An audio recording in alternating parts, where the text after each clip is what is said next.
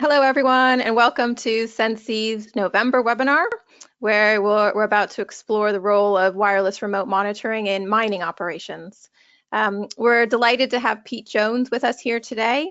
With over 30 years of experience in engineering and business development, Pete's career has spanned deep foundation contracting, field work, and management roles across the UK, the Middle East, and Southeast Asia.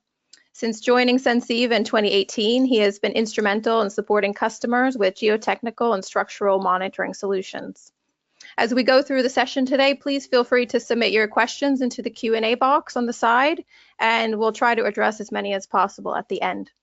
And thanks, Pete. Thanks for joining us. Over to you. Thank you, Jackie, and thank you for the intro. And welcome to all those who are attending this live webinar. I'm going to dive straight in because I'm going to try and finish this before the sun sets this evening. So I don't want to waste too much time. So let's get going. So the challenges of mines are quite extensive. And when it goes wrong, it usually goes wrong disastrously. As you can see from some of these photographs in the USA, South Africa, where there's been substantial pit slope failures. And this was a tailings dam in Brazil. And obviously it caused some fatalities as well.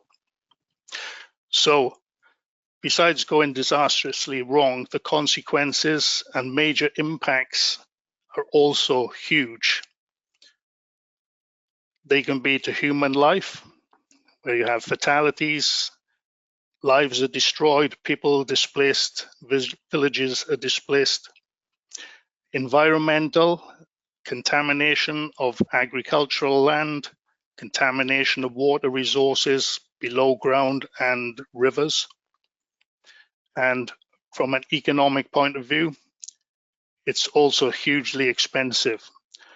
From a compensation point of view, from the mining company, remediation works, and it's a public relations disaster for the company. So if we can have data, data is essentially power when it comes to monitoring an asset. So early detection, warning, and predictive versus preventative maintenance. If you have data, you're able to detect the signs when things are going wrong. You're able to do predictive maintenance as opposed to preventative maintenance. You can build resilience against changing weather patterns. We all understand climate change is happening. We see it happening in our various countries. It can give you records for compliance or due diligence or design verification. It will help with optimization for economic productivity, maintaining or extending lifespan, and it allows risk mitigation if you employ a systematic program of monitoring. But most importantly, it has to be informative and timely data for it to give you that knowledge and power. So what does Senceive have in their toolbox to empower those responsible for these challenges of managing and maintaining the integrity of mining assets? I can't list them all in this webinar, but let's have a look at a few. First of all, hardware. Senceive's hardware provides precise data. It's reliable, robust, and works in all weather conditions, and has exceptionally long battery life. Now, if we look at some of that hardware deployed in a monitoring mine asset, we look at, say, pit slopes, benches, berms, tailing dams, and spoil heaps. Generally, for surface deformation, we'd be using tilt sensor nodes fixed to sticks or direct to the rock mass, with or without cameras, depending if you want eyes on the site. Maybe you already have lots of people at the mine. For subsurface sensors, such as piezometers, in-place inclinometers. We have a range of interface nodes for vibrating wire voltage or digital outputs. Underground tunnels and workings. Again, tunnel deformation, we would be using tilt and optical displacement sensor nodes to look at deformation, convergence or divergence within the tunnel. And then it's also usually associated with strain gauges, joint crack meters, extensometers, again, with the same sort of interface nodes that we would have used with the slope monitoring. On-mine, off-mine fixed plant. Generally, this is structural monitoring as opposed to geotechnical monitoring. The use of tilt sensors, optical displacement sensors for crusher walls, maybe conveyors, tanks, loadouts, bridges, buildings, and pipelines. And even sometimes mines have their own private railways to take the freight to a port. So we can also look at track geometry monitoring. Taking a look at some of the sensors, I'm not going to go through every single sensor we have, and I'll just pick on the Senceive triaxial tilt sensor, which is our very first sensor, which we've developed and improved over the years. It's a resolution of 1/10,000th of a degree, and there's usually a repeatability in our data sheet. So we always specify the resolution and the repeatability. For our largest tilt sensors, we're looking at 15 years of battery life. Now, why I emphasize resolution and repeatability is because resolution being the minimum step size, but the repeatability is essentially the practical output you get in due to the noise. And generally nothing fails out of the blue. So if you have suitable granularity for your device which you're using to do the measurement, and you're actually measuring the right metric, you will probably be able to see the trends developing within the asset before it gets to the point where you're starting to get to that failure point. This is where the early warning and alert becomes very important.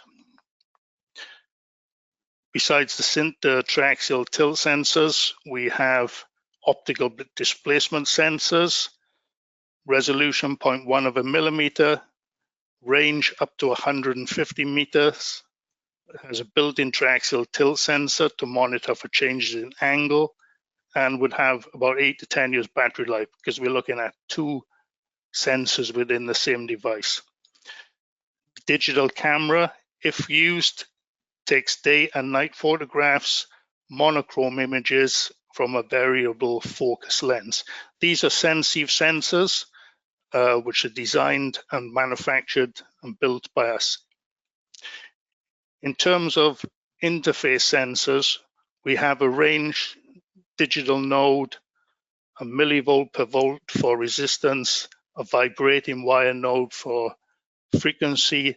So where there are external sensors from manufacturers that produce these different piezometers, crack sensors, strain gauges, we will have an interface node to be able to connect to those gauges, to be able to power them and take measurements. So if we look at a few projects where our equipment has been used, we have a project here in Australia, tailings dam, and another one in South Africa. You will generally find tailing dams will have vibrating wire piezometers to check for subsurface water pressures and tilt sensors on stakes on the slope. The vibrating wire piezometers, as I said, are external sensors by other manufacturers, but we will be able to connect to them. The tilt sensors are there to monitor for surface movement, and you'll find that some of the surface movement is manifested from what's going on underground. Changes in water pressure will show up as changes in surface movement. couple of projects in South America, Chile and Peru. Again, open pit mining, looking at tilt sensors to monitor near surface deformation on the sidewalls of the excavation, on the berms, and on the ramps along which the lorries transport the ore, because they are extremely heavily loaded. And again, piezometers, it's a recurring theme, piezometers and tilt sensors usually combined to get a picture of what's happening in the mine itself. This is a project in Italy, a marble quarry. It was integrated structural and geotechnical monitoring above ground and below ground. Below ground in the tunnels, we're looking at optical displacement sensors, which is here fixed in the corner to look for divergence of the tunnel. And in Australia, we have another tailings dam and open cast mine as well. It's a gold mine. So here around the tailings dam, there's a number of piezometers which have been set up and tilt sensors. And then in the open pit mine as well, there is tilt sensor monitoring. So I seem to have missed one there. So what else is in the Senceive toolbox? Well, to get the data from the device that's taking the measurement into the visualization platform, you need a radio communication platform. Senceive have two, the flat mesh and a GeoWAN. So if I just look at some of the key features of the flat mesh network first, it's a 2.4 gigahertz short range mesh network. It's self-healing. There's a large bandwidth, 85 megahertz, so it allows a lot of data to be transferred within the network at very fast speeds. It's suitable for dense sensor networks within a kilometer spread, and to have a robust and reliable network where you know you're going to get your read-in 99.9% of the times, you really want to have spacings no more than up to 100 meters between nodes. Network, 100 nodes, one network. It's a responsive platform and allows for network intelligence.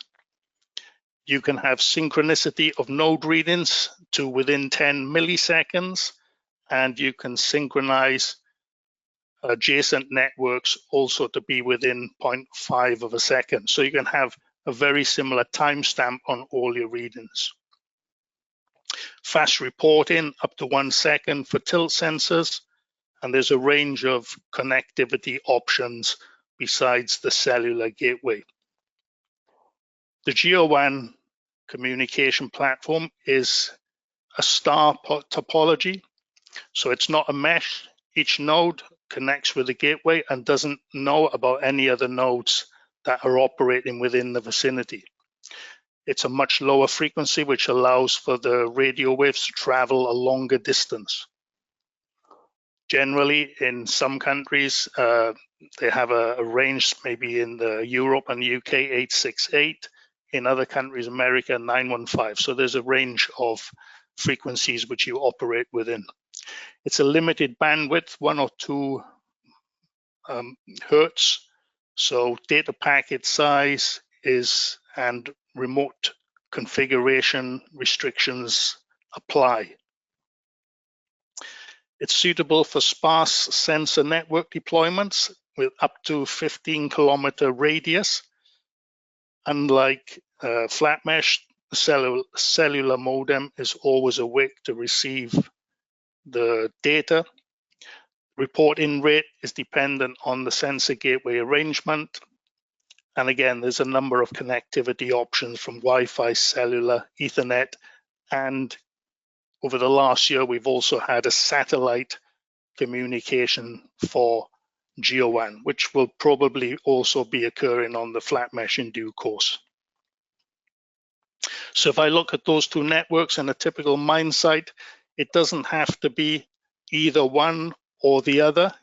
It can be both operating on the same site, and you can have maybe where you need responsive monitoring. You might want to go for a flat mesh network for a smaller number of nodes in a certain area. Maybe for the other nodes where you don't need that responsive monitoring, maybe you can go for a GeoWAN network. Thirdly, web monitor visualization or third-party visualization. So Senceive have always had their own web monitor visualization. It's pretty comprehensive in terms of giving you the information you need, visualizing your data, interactive charts, and using it to configure alert levels or look at the health of the system that you have employed. But over the years, we realized that some people, some customers, they have their own systems. They don't want to use Web Monitor. They want to use their own visualization platform. So we've looked at the network that's on the field, and what we need to do now is get that information from the field into the either Web Monitor or the third-party visualization software. So it now goes through a data management software called Senceive IO. So all the gateways point the data directly to Senceive IO, which is in the cloud.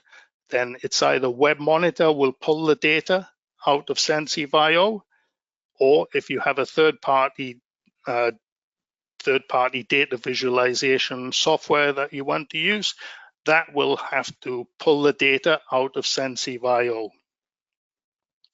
And then you will not have to use Web Monitor. If for certain specific countries, they don't want the data to leave the country, then we also have Senceive IO Local, which can be based in that country or can be based in the mine itself, so that the data remains within the mine or it remains within the country.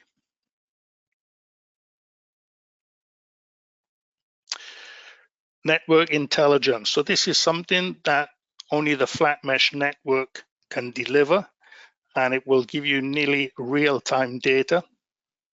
So it leverages on the fact that there's a mesh network and edge computing, and we've called it InfraGuard. There's generally 4 features that I'd just like to go through quickly with you. The first one is sudden movement detection outside of a reporting schedule.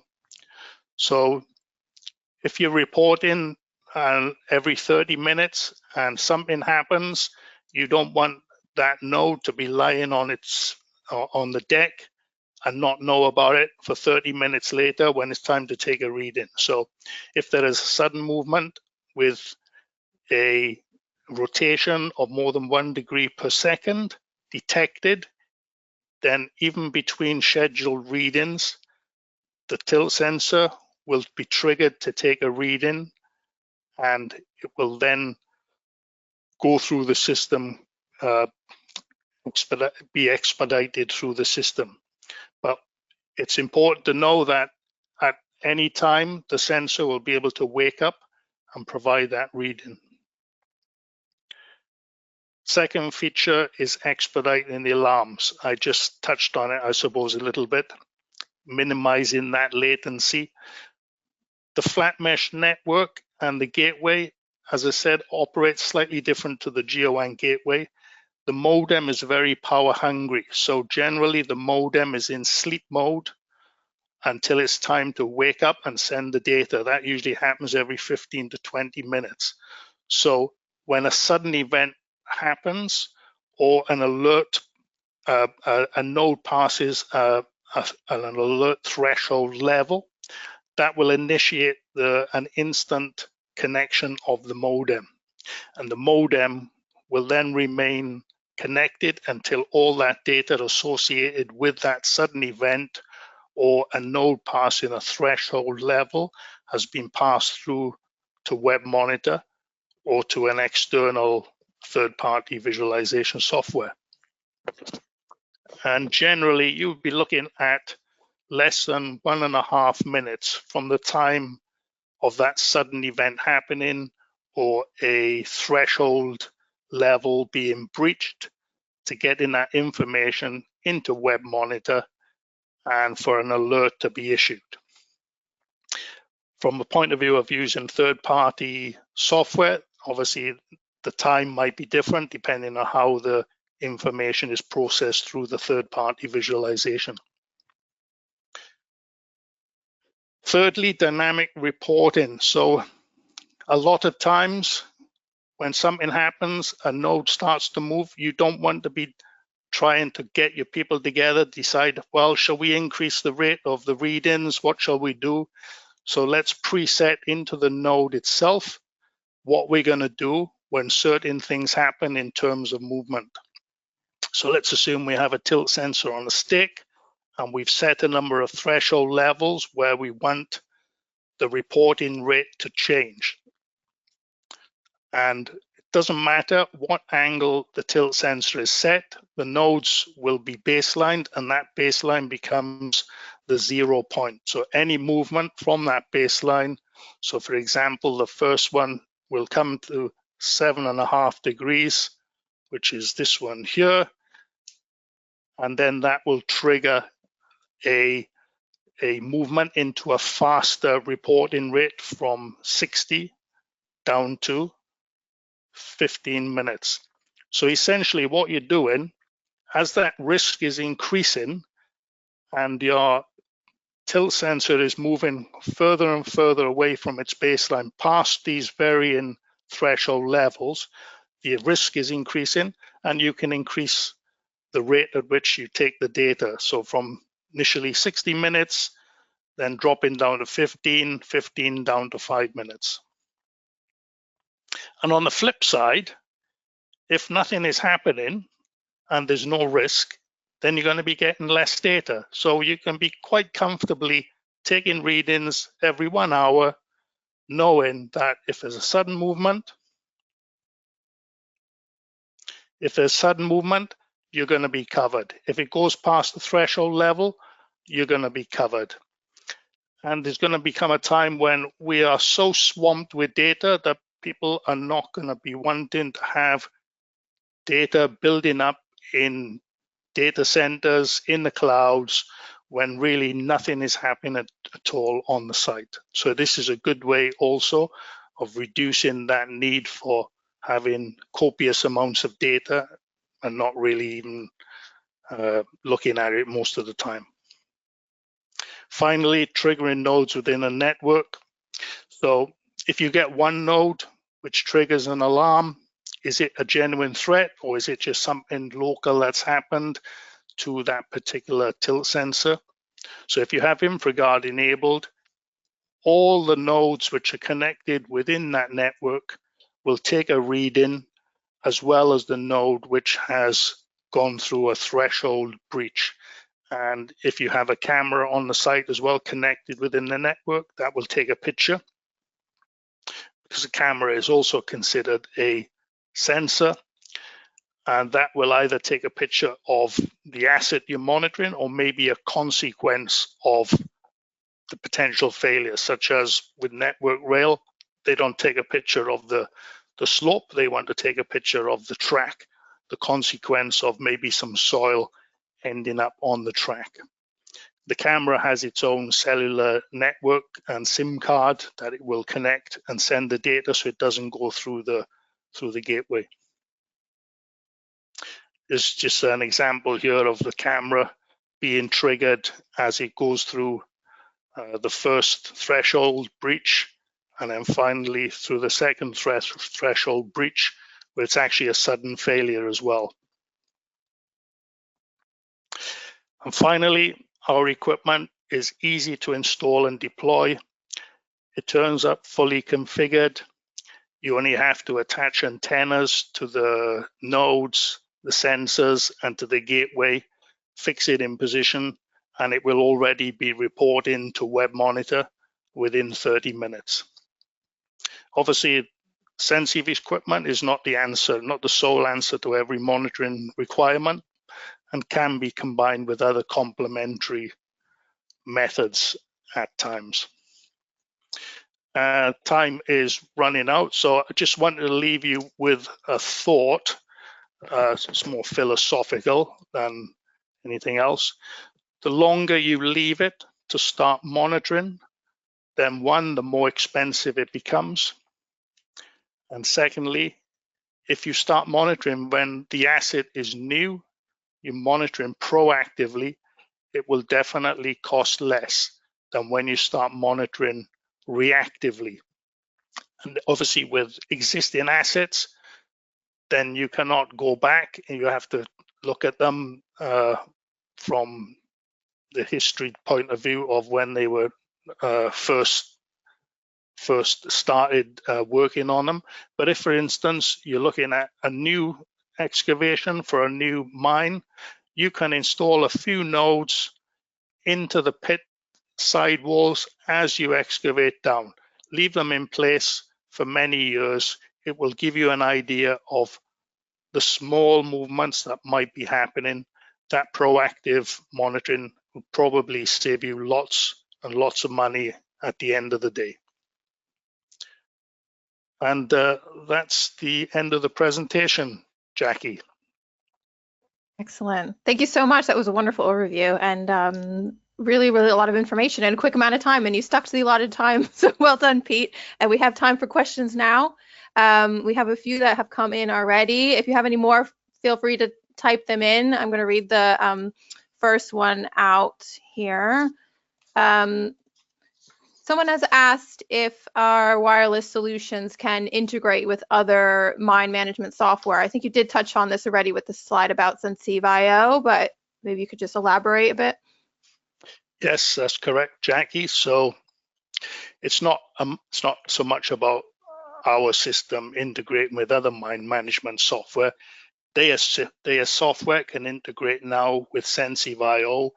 All the data from the hardware, all the device configurations will be held in Senceive IO Cloud or Senceive IO Local for 7 days, so that their software is able to pull that data out of Senceive IO without going through Web Monitor. Right. Okay. Thank you very much.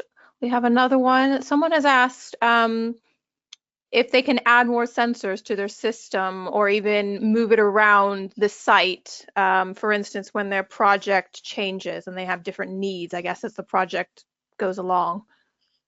Yeah, absolutely. For an active project, if it's a flat mesh network, you would configure any additional nodes that you want to put into the network. As soon as they are put into the site, they will automatically connect to the network that's there already and will start reporting.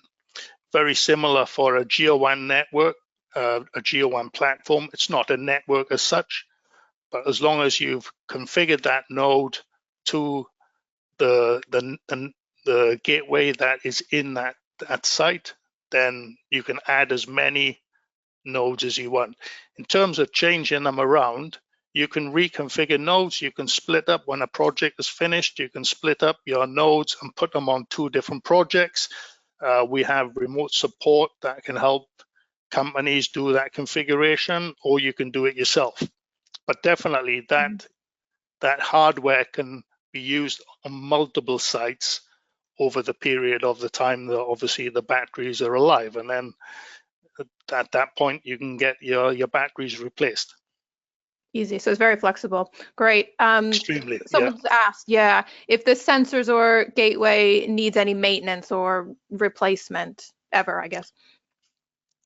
Well, it shouldn't need maintenance. We generally find that our equipment is maintenance free. Obviously, health monitoring is a bit different, just making sure solar panels are clean, but that's nothing to do with the equipment needing maintenance.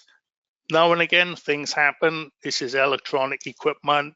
We are using other people's hardware as well. SIM cards. Sometimes the SIM card will stop working at some point. We have no control over that. sometimes you get minor components can fail. What you can do is, you can plan for some of these things happening with some redundancy, so you have some sensors available to replace if something does happen. But generally, Jackie, there's not a need for any maintenance. Yeah, easy. Okay. What about someone said limitations on the number of sensors or monitoring points, I guess, in one system? Well, there is no limitation. At flat mesh, you have a number of nodes that you can have in a single network, a single gateway, but you can add as many gateways to the site as you want. And then it's a similar case for GeoWAN. If you have too many nodes, you can keep adding nodes. You might have to add an extra gateway. So there is no limit as such. You just have to increase your gateway capacity to be able to cope with the number of nodes that send in data through the system. Great. There's just one more question here. We can probably fit it in. What about the monitoring software? Someone's asked if it's frequently updated, and what is that process like? Well, you mean the monitoring software or firmware? Maybe firmware. Okay, if it's firmware, generally, there are fixes for bugs or improvements, and if that is needed to actually keep the system working, then we will inform the customer that a firmware update needs to be done. Generally, we haven't had too many updates over the past 6 years when I've been working for Senceive, and the two platforms make upgrading the firmware. The flat mesh is easy because of the bandwidth. You can do the firmware upgrades over remotely, whereas for GeoWAN, because of the limited bandwidth, you cannot do it remotely. You have to go to the node and do the update literally by using a NFC reader. For the software, generally, okay, like every other company, for example, Web Monitor, over the years I've been with Senceive, there have been incremental improvements, but there's no need to issue a new software update. You will not see these incremental improvements happening, but they are happening all the time. Yeah, great. Okay. I think that's it. No more questions. If you do think of more questions, though, feel free to email us at info@senceive.com. And we will send a recording of this session out to everyone who's registered, probably tomorrow. And do look out for our December webinar, which we'll be announcing in a few weeks as well. Thank you so much, Pete. Wonderful to have you with us. And thank you, everyone, for joining us. Yeah, thank you so much. Have a good day, everyone. Bye.